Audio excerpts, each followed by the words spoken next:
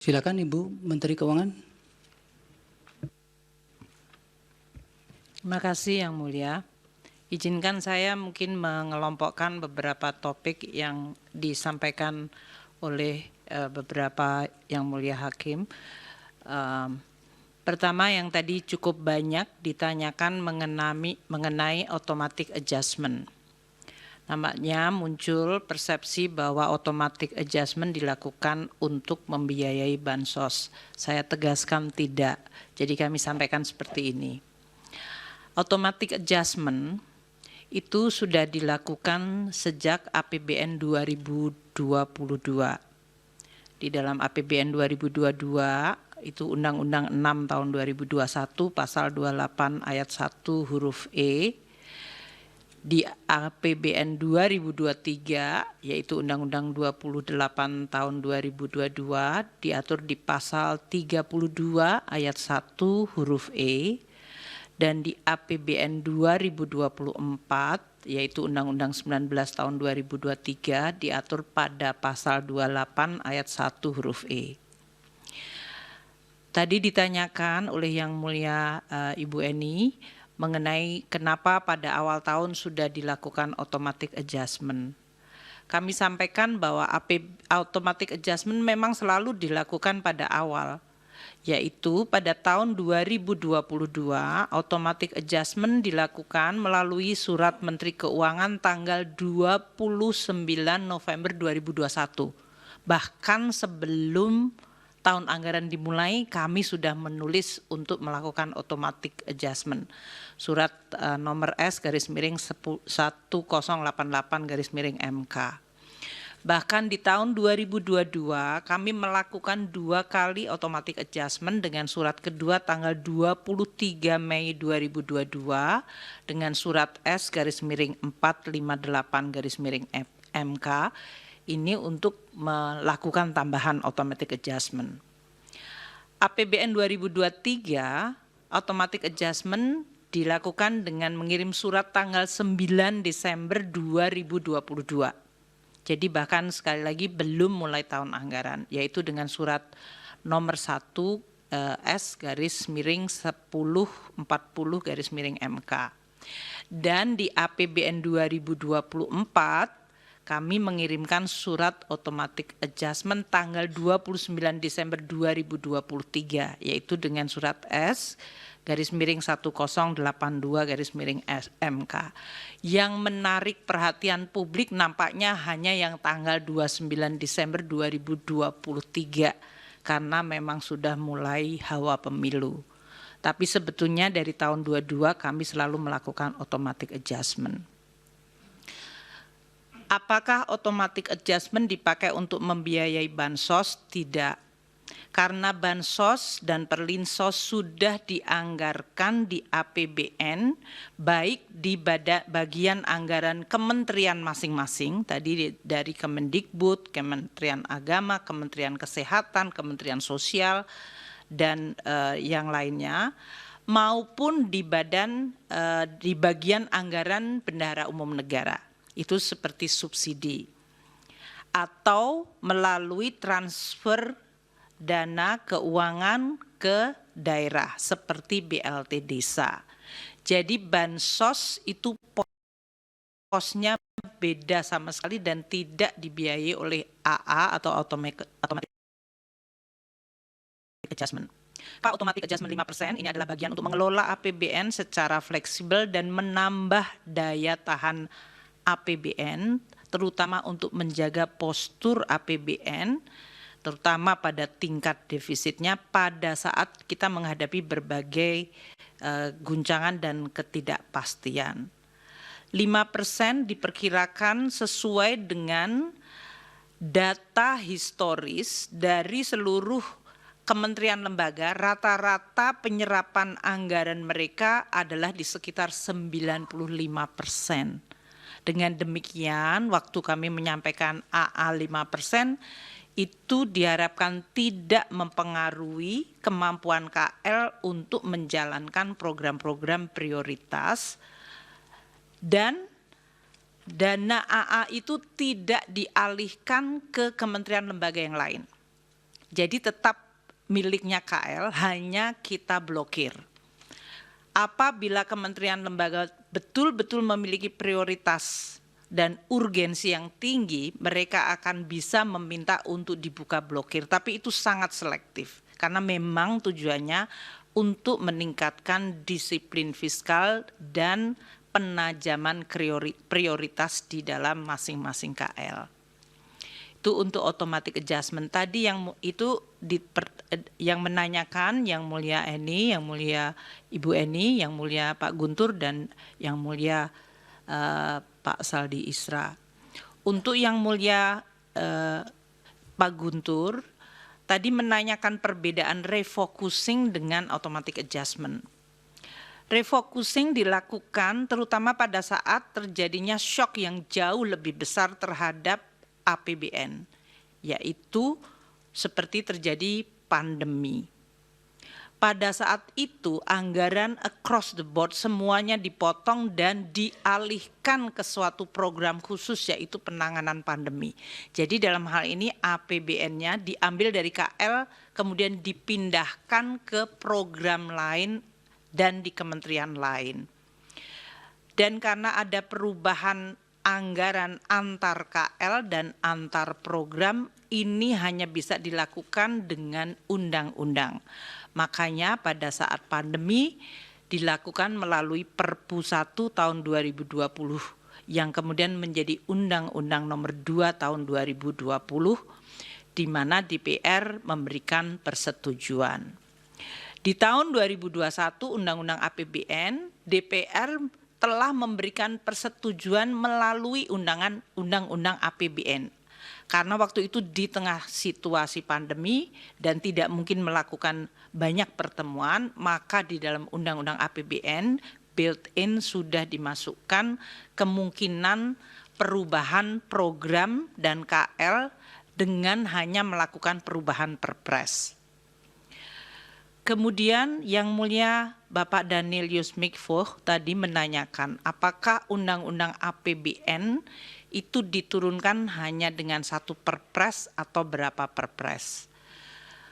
Untuk APBN 2020 yaitu terjadinya pandemi dan kemudian adanya Perpu nomor 1 yang menjadi Undang-Undang nomor 2 tahun 2020 dilakukan 2 kali Perpres. Perpres pertama nomor 54 2020 kemudian dilakukan revisi di dalam Perpres 72 2020. APBN 2021 juga ada 2 kali Perpres. Ini situasi yang terus berubah pada saat pandemi, yaitu Perpres 113 tahun 2020 dan Perpres 98 tahun 2021. APBN 2022 dilakukan juga dalam 2 kali Perpres, Perpres 104 2021, kemudian diubah menjadi Perpres 98 tahun 2022. APBN 2023 ada 2 kali Perpres, namun alasannya berbeda dengan pada saat pandemi. Perpres 75 2023 diubah menjadi Perpres 130 2023 adalah untuk penggunaan sisa anggaran lebih atau SAL untuk bisa digunakan pada anggaran tahun 2023.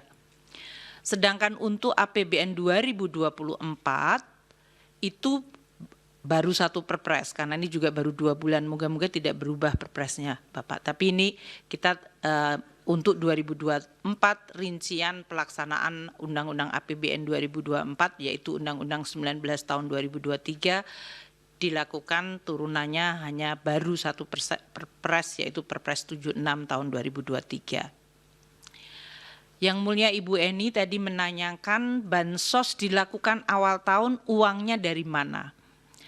APBN 2024 yaitu Undang-Undang Nomor 19 tahun 2023 yang diturunkan dengan Perpres 76 2023 itu sudah terbit Perpresnya pada bulan November 2023. Jadi sebelum tahun anggaran dimulai Perpres sudah selesai. Bahkan penyerahan DIPA secara simbolik oleh Bapak Presiden kepada Menteri dan Kepala Daerah dilakukan tanggal 29 November 2023. Dengan demikian, seluruh KL dan juga pemerintah daerah bisa melaksanakan anggarannya mulai 1 Januari. Anggarannya ya berasal dari alokasi yang diberikan kepada masing-masing kementerian lembaga atau dalam pemerintah daerah berasal dari transfer ke pemerintah daerah. Tadi pertanyaan mengenai BLT El Nino saya rasa sudah dijawab oleh Pak Menko Perekonomian, namun hanya ditambahkan bahwa bantuan pangan El Nino dilakukan oleh Bappenas dengan anggaran yang berasal dari Bappenas. Mekanisme pembayarannya apabila sudah dilakukan bantuan, maka harus dilakukan review BPKP. Anggaran berasal dari cadangan CPP, itu dari BA Bun, dan kemudian apabila terjadi perbedaan antara anggaran yang sudah dialokasikan di Bappenas dengan tagihan, kami bisa melakukan realokasi dari dari anggaran Bendahara Umum Negara. Kemudian untuk Yang Mulia Bapak Soehartoyo mengenai surat Bappenas tadi sudah dijawab oleh Pak Menko, dan siapa yang mengeksekusi tadi juga oleh Bappenas. Pertanyaan dari Yang Mulia Saldi Isra mengenai alokasi dana kunjungan Presiden dan dana bantuan kemasyarakatan dari Presiden. Telah disampaikan oleh Bapak Menko tadi bahwa bantuan kemasyarakatan dari Presiden bukan merupakan bagian dari Perlinsos. Anggaran untuk kunjungan Presiden dan anggaran untuk bantuan kemasyarakatan dari Presiden berasal dari dana operasional Presiden yang berasal dari APBN. Dana operasional Presiden diatur oleh Peraturan Menteri Keuangan 48/2008 yang diubah dengan Peraturan Menteri Keuangan 106 tahun 2008. Sementara dana kemasyarakatan Presiden diatur dalam Peraturan Menteri Sesnek nomor 2 tahun 2020. Kegiatan yang bisa dicakup di dalam dana kemasyarakatan oleh Presiden dan Wakil Presiden dalam hal ini adalah kegiatan keagamaan, pendidikan, sosial, ekonomi, kebudayaan, kepemudaan, pemberdayaan perempuan, keolahragaan, dan kegiatan lain atas perintah Presiden atau Wakil Presiden. Dan bantuan ini bisa diberikan dalam bentuk barang maupun uang. Untuk ilustrasi, tahun 2019 dana operasi Presiden, ini adalah 110 miliar anggaran, realisasinya 57,2 miliar atau 52%. Tahun 2020 alokasi anggaran 116,2 miliar, realisasi 77,9 miliar atau 67%. Tahun 2021 119,7 miliar, realisasinya 102,4 atau 86%. Tahun 2022 alokasi anggaran 160,9 miliar, realisasi 138,3 miliar atau 86%. Tahun 2023 alokasi anggaran 156,5 miliar, realisasinya 127,8 atau 82%. Dan tahun 2024 ini alokasi anggaran untuk dana operasi Presiden dan bantuan kemasyarakatan 138,3 miliar.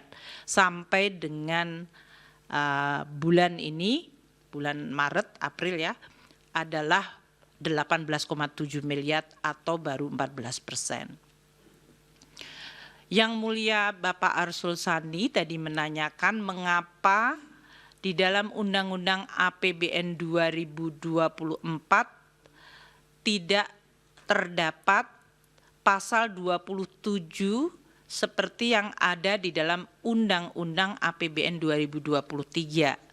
Tadi sebetulnya sudah dijawab. Pasal 27 dari Undang-Undang 28 tahun 2022 mengenai APBN 2023 adalah dibuat dalam situasi pandemi COVID.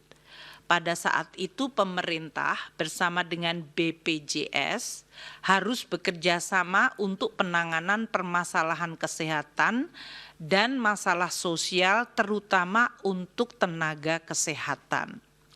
Dengan berakhirnya status pandemi, maka pasal 27 tersebut disepakati oleh oleh pemerintah dan DPR tidak diperlukan lagi, sehingga pasal 27 tidak ada lagi di dalam Undang-Undang APBN 2024. Yang mulia Bapak Arsul Sani menanyakan kenapa Perlinsos sesudah COVID anggarannya masih tetap tinggi. Tadi sudah dijawab, kami akan ulangi dengan lebih detail. Kenaikan dari anggaran Perlinsos periode 2022 hingga 2024 terutama akibat kenaikan dari harga minyak bumi, perubahan kurs, dan volume dari subsidi.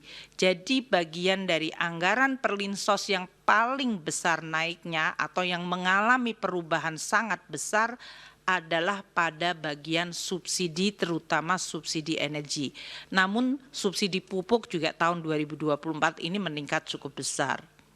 Sehingga anggaran subsidi naik dari 211,8 triliun tahun 2021 naik menjadi 291 triliun tahun 2022, tahun 2023 naik lagi menjadi 332,5 triliun, dan tahun 2024 ini dianggarkan 340,7 triliun, naik karena terutama subsidi.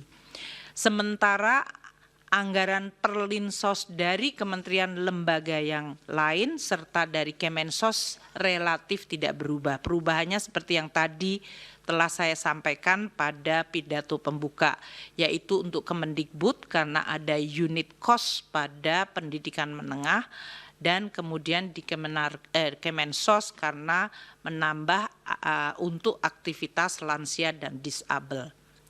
Untuk ilustrasi, harga minyak tahun 2021 $68, 2022 melonjak ke 94,5, tahun 2023 dan 2024 ini menggunakan asumsi dan sekitar $82. Untuk nilai tukar tahun 2021 14.312, 2022 naik ke 14.871, 2023 15.255, dan tahun 2024 menggunakan APBN asumsi 15.000. Volume solar juga meningkat sangat cukup tinggi, tahun 2020 14,3 juta liter, tahun 2021 naik ke 15,8 juta liter, 2022 di 15,1 juta, tahun 2023 melonjak ke 17 juta, dan di 2024 dialokasikan 19 juta liter. Ini yang menggambarkan bahwa Perlinsos di tahun 22 hingga 24 meskipun pandemi telah selesai tetap tinggi karena subsidi yang merupakan bagian dari perlindungan sosial mengalami kenaikan terutama untuk subsidi energi, dan yang tahun 2024 subsidi pupuk juga mengalami kenaikan. Mungkin demikian yang mulia Ketua dan Hakim Mahkamah Konstitusi dari berbagai pertanyaan yang sesuai dengan bagian kami. Terima kasih. Baik Ibu, ada tambahan dari Prof. Edi? Kepada Bu Menkyu, itu tadi kan banyak sekali itu surat-surat dari Kemenkyu. Kalau bisa mohon ada salinan, karena mungkin diakses tidak bisa kalau itu ya. Termasuk yang tidak ada salinan-salinan yang salinan yang kami sulit untuk mengakses seperti Permensesnek atau kemudian yang lainnya itu mohon kalau bisa dikopikan juga. Terima kasih.